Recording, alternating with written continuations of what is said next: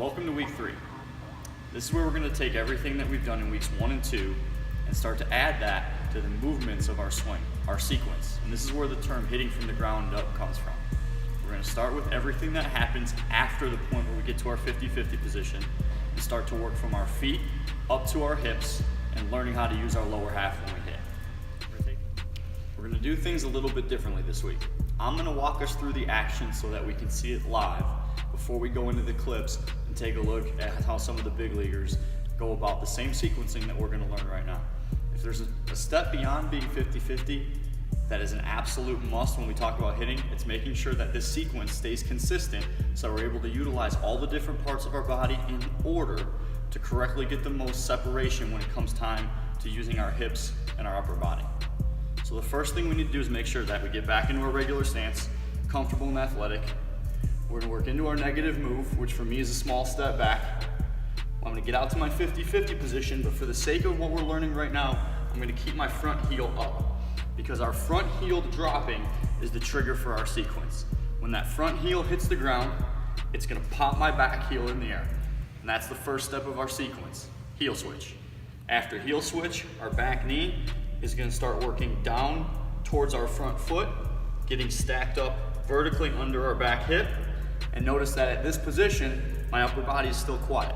I haven't started to take my hands to the ball yet because the next movement is my knee engaging my hip to create separation. That's our focus for next week, and that's probably going to be the biggest challenge for most of our guys to learn early on, is how to create separation, because not only is it an action or a mechanic, it also has to do a lot with our physical ability, flexibility, and strength. So it's something that we'll work through for a few weeks. So to go through it again, I get my gather, I get my launch into heel switch and knee drive. Those are our 2 focuses for this week, and that's what we're going to work on in our drills. We need to make sure that we keep a quiet upper body when we work on lower half sequencing, because our shoulders and hands are going to be the last thing that address the ball.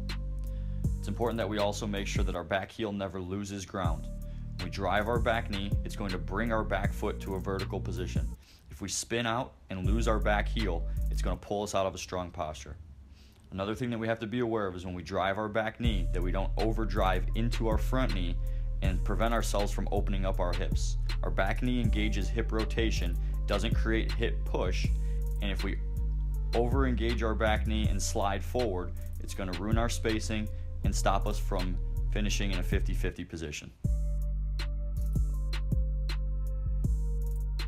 Demonstrating this week is me, pretty much just because I had to get this filmed and I didn't have anybody around to help me.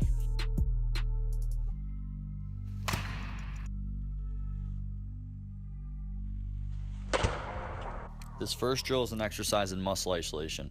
We're going to put our bat between our feet and pop our heels while we keep the rest of our body perfectly still. We can also add a knee drive to make sure that our head stays still when we start to activate our back knee. The next variation of our 3-cone drill is the heel switch drill.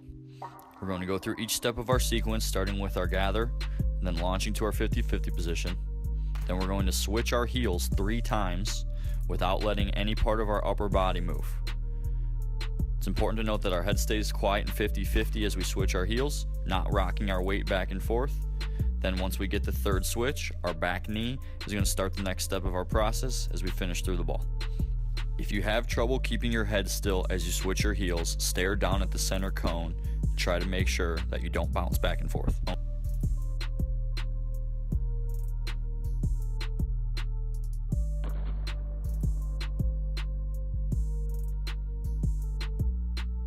Our next drill is going to teach us how to engage our back knee. We're going to start again at the beginning of our sequence, gather, stride, heel switch, then knee drive.